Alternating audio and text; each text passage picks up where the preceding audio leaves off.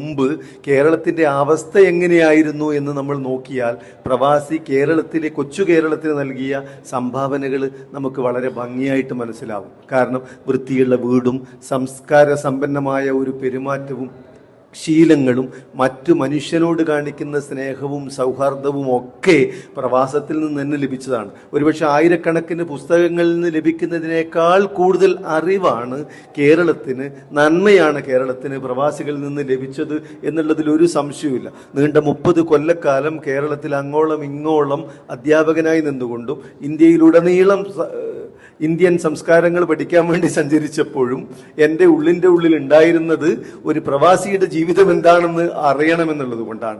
അതുകൊണ്ടാണ് റിട്ടയർ ചെയ്തപ്പോൾ ഭാഗ്യത്തിന് ഞാൻ ഈ മഹത്തായ സംസ്കാരമുള്ള ഈ നാട്ടിലേക്ക് എത്തിയതും അല്പനേരം നിങ്ങളോട് സംസാരിക്കാൻ എനിക്ക് അവസരം ലഭിച്ചതും. പ്രവാസിയുടെ ചരിത്രം എന്ന് പറയുന്നത് വളരെ പ്രധാനപ്പെട്ടത് തന്നെയാണ്. കാരണം യാത്രയാണ് മനുഷ്യൻ്റെ ചരിത്രം ഉണ്ടാക്കുന്നത്. യാത്രയിലൂടെ വിവിധ ആളുകളുമായിട്ട് സംവദിച്ച് സംസ്കരിച്ച് നമ്മളുടെ സംസ്കാരങ്ങളെ മറ്റുള്ള ആളുകളുമായിട്ട് ഇടപഴകി നിൽക്കുമ്പോൾ നേരത്തെ എഴുത്തുകാരൻ പറഞ്ഞതുപോലെ നമ്മിൽ നിന്ന് മറ്റുള്ളവരിലേക്ക് നമ്മൾ കടന്നു കയറുകയാണ്. മറ്റുള്ളവൻ്റെ ദുഃഖങ്ങളിലേക്കും മറ്റുള്ളവൻ്റെ സംസ്കാരങ്ങളിലേക്കും മറ്റുള്ളവൻ്റെ ചിന്തകളിലേക്കും ഇറങ്ങിച്ചെന്നുകൊണ്ട് അവനെ ഉൾക്കൊള്ളാനും മനസ്സിലാക്കാൻ കഴിയുമ്പോഴാണ് നമ്മളിൽ മനുഷ്യത്വം, മാനവികത എന്ന് പറയുന്ന സംഗതികൾ ഉണ്ടാവുന്നത്. ഒരുപക്ഷെ മനുഷ്യത്വവും മാനവികതയുമാണ് ലോകത്തിന് വേണ്ടത്. ഇന്ത്യൻ സംസ്കാരം അത്തരത്തിലുള്ള വ്യത്യസ്തങ്ങളായ, ഉസ്താദ് നേരത്തെ പറഞ്ഞതുപോലെ വ്യത്യസ്തമായ മാനവികതയും മനുഷ്യങ്ങളെ ഉൾക്കൊള്ളുന്നതാണ്. കാരണം 7ഓളം മതങ്ങളും 30ഓളം ജാതികളും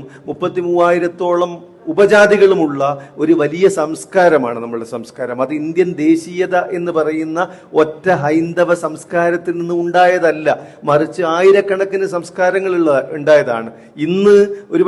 ഇന്നലെ അവാർഡ് ലഭിച്ച 1 കോടിയോളം രൂപ അവാർഡ് ലഭിച്ച ഇൻഫോസിസിന്റെ അവാർഡ് ലഭിച്ച മഹമ്മൂദ് കൂരിയ എന്ന് പറയുന്ന അനാഥാലയത്തിൽ പഠിച്ച മഹമ്മൂദ് കൂരിയയുടെ, ഇന്ന് വലിയ യൂണിവേഴ്സിറ്റിയിലെ പ്രൊഫസറാണ്, കൂരിയയ്ക്ക് ലഭിച്ച അദ്ദേഹത്തിന്റെ ഗവേഷണ പ്രബന്ധം ഞാൻ നോക്കുമ്പോൾ അതിലെനിക്ക് മനസ്സിലായത് ഗീവർഗീസ് പുണ്യാളം പോലും അറബ് നാടുകളിൽ പോയിട്ടാണ് ഒരു പുണ്യാളനെ തേടിക്കൊണ്ട് തിരിച്ചു വന്നത് എന്ന് പറയുമ്പോൾ എല്ലാ മതങ്ങളും പ്രവാസ ചരിത്രത്തിലൂടെ തന്നെയാണ് ചരിത്രമുണ്ടാക്കിയത്.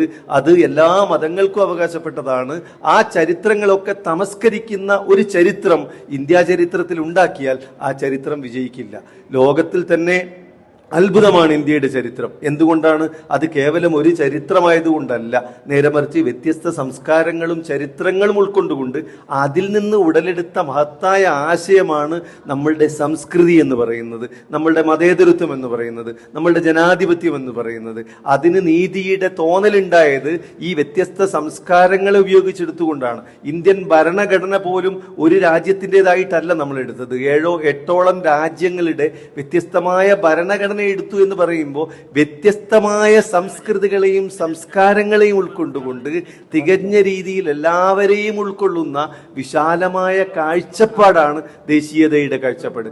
ആ കാഴ്ചപ്പാടിനെയാണ് സങ്കുചിതമായ തലത്തിൽ നമ്മൾ മുറിവേൽപ്പിച്ചുകൊണ്ടിരിക്കുന്നത് എന്ന് പറയുമ്പോൾ നമ്മൾ എത്രമാത്രം ചെറുതായി പോകുന്നു എന്ന് നമ്മൾ ആലോചിക്കേണ്ടതുണ്ട്. കാരണം ദേശീയ വിദ്യാഭ്യാസ നയം വന്നിട്ട് ചരിത്ര ഗവേഷണ കൗൺസിലിന്റെ, പാഠപുസ്തകത്തിലെ ചരിത്രം ഗവേഷണ കൗൺസിലിന്റെ ചെയർമാനായിട്ടുള്ള ഡോക്ടർ ഐസക് പറയുന്നത് ഇന്ത്യയുടെ ചരിത്രം എന്ന് പറയുന്നത് നമ്മൾ എഴുതേണ്ടത് വിജയിച്ചവന്റെ ചരിത്രം എന്നാണ്.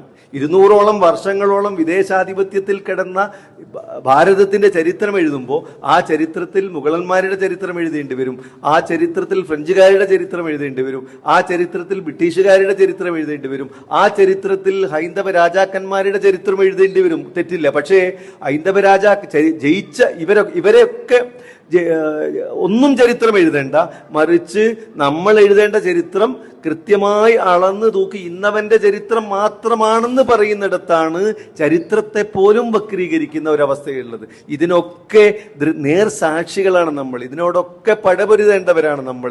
ഞാൻ പറഞ്ഞു വരുന്നത് ഒരുപക്ഷെ നേരത്തെ രമണുണ്ണീട്ടം പറഞ്ഞതുപോലെ ഈ നാടുകൾ നമ്മളെയൊക്കെ വിശാലമായി സ്വീകരിച്ചത് നമ്മളുടെ ഒരു സംസ്കാരം അവർ ഉൾക്കൊള്ളുന്നത് കൊണ്ടാണ്. എൻ്റെ തൊട്ടടുത്ത് ഞാൻ പലപ്പോഴും പല ഗ്രാമപ്രദേശങ്ങളിലും സഞ്ചരിക്കാറുണ്ട്. വക്കൻ വാലി എന്ന് പറയുന്ന ഒരു സ്ഥലത്ത് പോയിട്ട് അവിടെ ഇരുന്ന പർവ്വതത്തിൻ്റെ തീരത്തിരിക്കുന്ന ഒരു സംസ്കാരമുള്ള കുറേ അറബികളുടെ കൂടെ കൂടിയപ്പോൾ അവരും കേരള സംസ്കാരത്തെ വലിയ ഭംഗിയിലാണ് പറയുന്നത്. എൻ്റെ തൊട്ടടുത്ത്